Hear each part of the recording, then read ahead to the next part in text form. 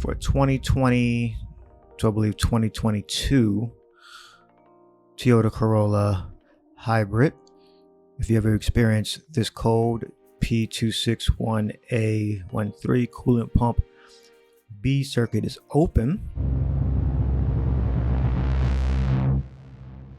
So this is the relay. Whenever you encounter electrical problems, you go to the fuse in the relay, and that's the relay outside unplugged. That's the relay upside down. That's the part number. That's the relay inside, and the fuse would be here, engine water pump 20 amp fuse, and then here would be the relay, engine W/pump. So this is the actual diagram for the water pump. Where it is, it shows the different bolts, 1, 2, 3, 4, 5 bolts. This is the water pump with the gasket. Here's the water pump and the thermostat. Here's the water pump relay. So the testing procedure for the relay, you would test the 1 and 2 without power and with power. And you'll get different readings without power and with power.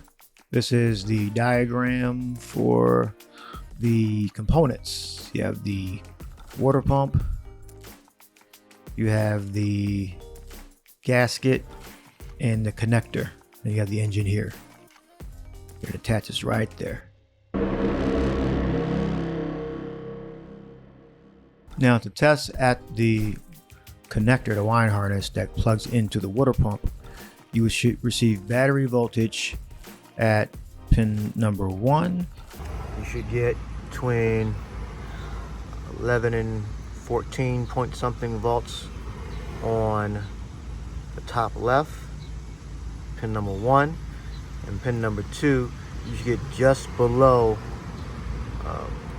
battery voltage while the car is running or while the car is off with the ignition on pin number 2. All right, so you should get similar voltage between pin number 1, top left, and pin number 2 directly in the middle on the top. And to get to this plug, you're going to have to remove, see that screw right there, bolt right there, bolt right here, and a bolt right here. And you're going to have to move this ducking. There's like a clip. See that hole right there? It's like a hole, a clip, plastic clip that holds in right there on that side right there.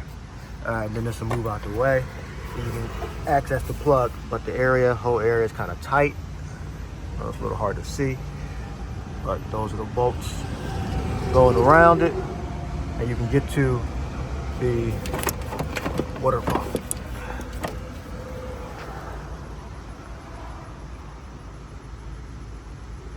You should get battery voltage or between about 11 and 14 volts depending on the state of the car.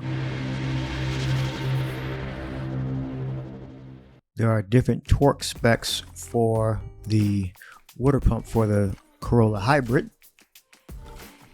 They are for bolts A and B, 19 foot-pounds, and for bolts B, 15 foot-pounds. And it gives you the millimeter length of your bolts.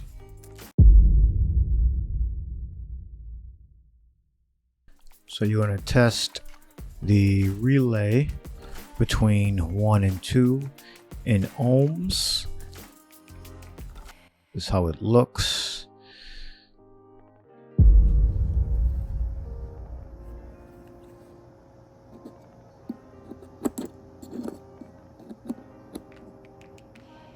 Here I'm getting about 173 ohms. This is the low voltage side controlling the high voltage side. So this is the coil that I'm testing here. this is the spec I'm getting. The relay does work, no issues with this relay. The spec says 10,000 ohms above while powered off, but this relay is working. The best test would be to energize pins 1 and 2 and see if you get continuity between pins 3 and 5, or just get a relay tester. That'd be a little more seamless. Now when you take the water pump out, you have to get around this air intake, just ducting. There's a ground strap there, the AC, and a coolant hose, but you should be able to get your wrench around there, but it is tight. The water pump on the Corolla hybrid is fairly simple. Just make sure before you condemn the water pump, you test the electrical connections, make sure the relay is operational, the fuse is operational, and the connector is properly connected. There's no broken wires. Verify that the DTC is reoccurring. After you test drive the car, clear the code comes back, do the electrical checks, then condemn the water pump.